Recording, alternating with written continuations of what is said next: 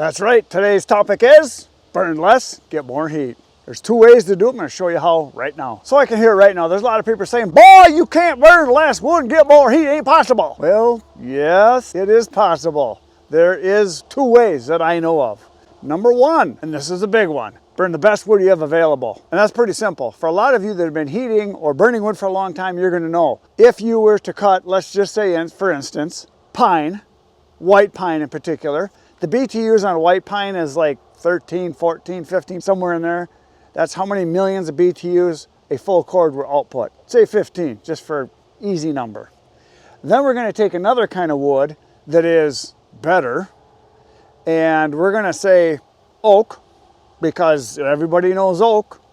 Oak tends to be what everybody says, and they think it's the best wood that there is oak, and it isn't. There's a lot of wood better than oak, but oak's good wood.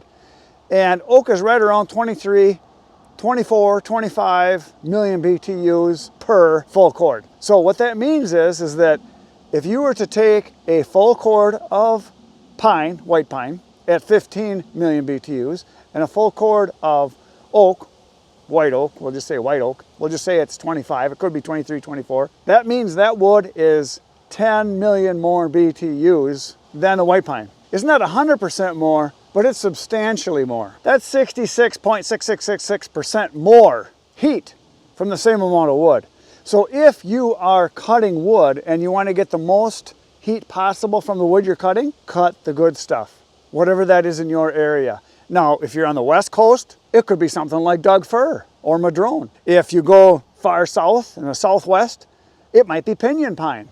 Yes, pine, pinyon pine.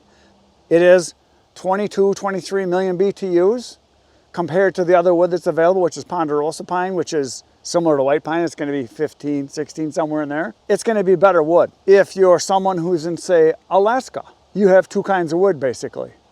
You have spruce or spruce in some areas. Some areas you're going to have some birch, but spruce is going to be the kind of wood you have available. So you want to make sure that you've got the good spruce. If you're in the Midwest or the eastern states, you're going to want to burn the higher quality woods, which is going to be stuff like locust, oak, hickory, ironwood, hard maple. Those are the good kinds of wood that we have. Yes, there's some other, but those are generally the ones.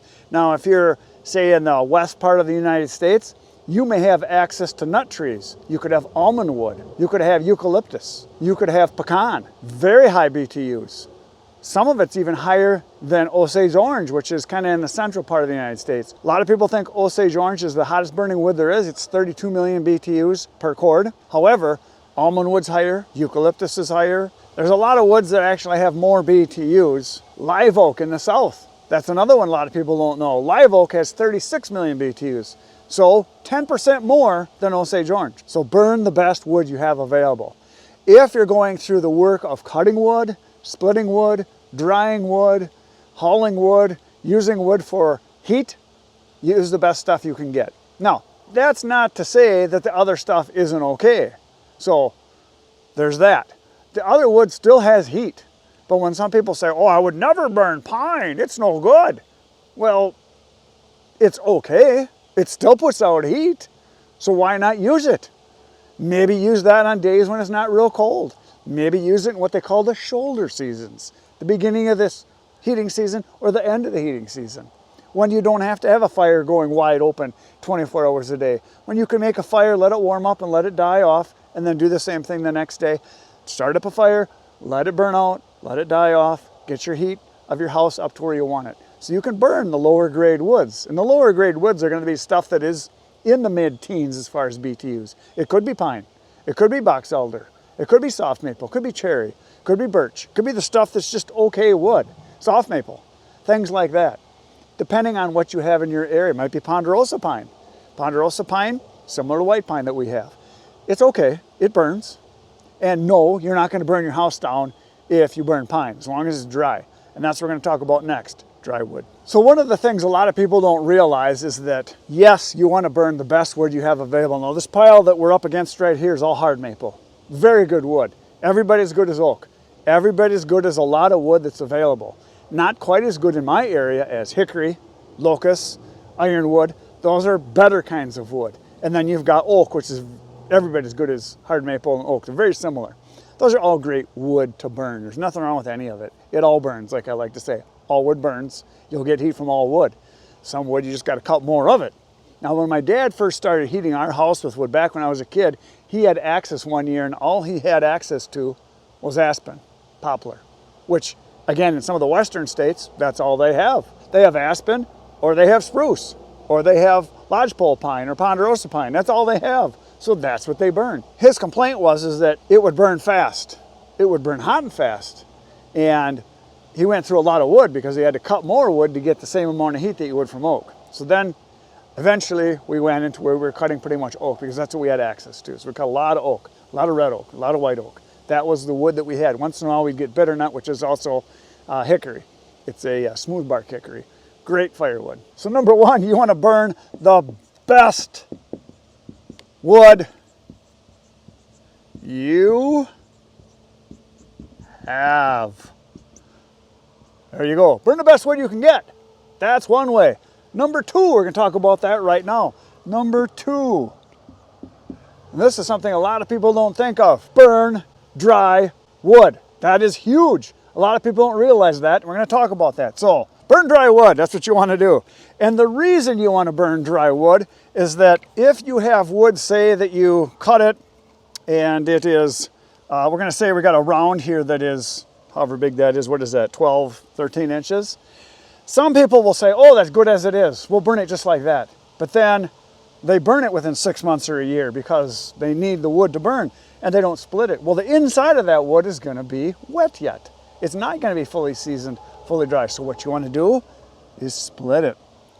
And if you split it, it's going to accelerate the drying tremendously because you're going to have another open surface besides your ends. Now, a lot of people don't realize all this stuff on the outside here is bark. Bark is basically the tree's skin. So if you weren't to not split this, even if it was a smaller piece, not split it, then it would only dry from the end, or it would dry mostly from the ends of the wood, your cuts. And then that skin that's on there, especially if it's something like birch, it's going to hold that moisture in. So you want to split it open so you increase your drying surface tremendously. Now, you split it once, it's going to help a lot. You split it again, even more drying surface, even drier yet. And that's a nice sized piece of wood to have for heating with. I would say these quarters would be great. Now my customers, that's about as big as they want. Most of the people I sell to, this is what they want. They want this size stuff here. Kind of looks like pizza. They want this size stuff. Anybody can pick it up with one hand. The lady of the house, the kids, they can all pick this up. Now some people would say, well, you're going to get a lot less heat out of it because it's smaller. That's very wrong. Because if you were to take this piece as it is, whole, and it was dry, say it dried for 3 or 4 years, not split, that piece is going to weigh, let's just take for instance, say that piece would be 25 pounds, just for a number. 25 pounds, solid piece, but dry. Take that same piece, split it into 8 pieces, how much is that going to weigh? 25 pounds. Wood produces heat based on weight, which is why the white pine, if you take a piece like this, a white pine might only weigh 12, 15 pounds. You take a piece just like this same size of locust or oak or hickory, that piece could weigh 30, 35 pounds because weight determines how much energy that wood is going to put out in the form of heat. So if you had these 8 pieces added up to be the same amount as that big chunk, you're going to get the same amount of heat. Now, the old timers and guys that I've talked to can hear it now. Well, that can't be right because when I put those big ones in, they last all night long. I hear that a lot. You know, the reason why they last all night long, in most cases, wood's not dry in the middle. It's burning slow because it's having to burn off the moisture in that wood up your chimney and you're losing heat. 30 to 40% more energy is used burning off that heat that goes up your chimney and not into your house. That's why it's burning slow. Because I have guys on my channel that will tell me, they say, yeah, they like putting in a bunch of dry wood and they like throwing in a couple green chunks for at night because it lasts longer. But what they're not thinking is that wet green wood is not burning efficiently. You're losing a lot of the heat going up your chimney because it's having to burn off that moisture going up in the form of steam. You're not getting an efficient burn. 30 to 40% more. So that is how you can burn less and get more heat. Best wood you have available, burn dry wood. It's really that simple. And for those of you that think, oh, I like throwing those big chunks in because they last longer. Yeah, they might, but you might be getting a lot less heat out of them because of it. Now, if it's perfectly dry wood, that's great. Now, I got a little story to tell you. My dad heated with wood for well over 50 years. And about 3 years ago, he got to the point where he could not physically cut wood anymore or split wood anymore. He had a bad shoulder and a bad elbow. So he had a few years worth of wood available that he could burn. But the problem is he couldn't even load it into his wood stove. He had a very hard time picking up a piece and throwing it in because he had a deep firebox that was wide and high, and he could put in 5 or 6 pieces at a time and fill it up for at night. But his wood was old in that it was fully seasoned and aged for 2, 3, 4 years. So he had good wood, but he could only put in so many pieces. He couldn't really fill up his wood stove. So he ran out of wood, and I told him, I says, Dad, if you still want wood, I will bring you a bunch. So I brought him a bunch of stuff that was this size. Stuff just like this. This is the size wood I brought him. Stuff that anybody could pick up with one hand and put into the stove. And the reason I brought him this size is that he only had one good arm that he could use for loading the wood stove. Plus my mom could only use small pieces because she wasn't that strong anymore. So that's what I brought him. I brought him 2 full cords of locust, 2 different loads at a time. And he had never burned locust before, which is very good wood. And he never burned small pieces because I always wanted those great big man-sized pieces. You know, the stuff that's 24 inches and a foot thick. Big, heavy, 50, 60 pounders that he just couldn't get in the stove anymore.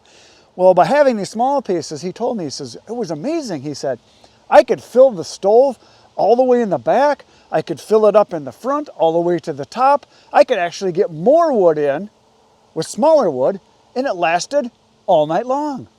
And it was dry because it was 2 years old. And he said that was the best wood he ever burned in 50 years. Smaller wood, he got more heat, and it was easier for him. So for those of you that think you can burn anything in your wood boiler or your big wood stove, yes, you can. Does that mean you should? No. Talk to any professional that works in installing furnaces, wood furnaces, stoves, or wood boilers, and they will tell you, dry wood, always dry wood. You're gonna get more heat out of it. You're gonna get a more efficient burn, a better burn. You're gonna get just as much heat, if not more, and you can load your stove fuller with smaller pieces than you can big ones. Goes back to that thing that a lot of you did when you were in grade school. You get a jar and you get a couple rocks and then a couple stones and then some pebbles and then some sand, and you got to get everything in that container. Well, if you start with the big pieces, you can only get a couple in and you can't get any more in there. But if you arrange it properly, if you had all sand, you could get that jar very full. But with the rocks, it's kind of hard. Same amount of heat, same amount of wood, but maybe more heat because it's dry. And then you can use something called a damper. You can actually close it down so it gets less oxygen, and then it'll burn slower. There's that. That's all I got for today, folks. I'll see you tomorrow morning, 5:30 a.m. If you like what you just saw, I have a new video every morning, 5:30, and there's over 2,000 videos on my channel all about firewood. Good night, everybody.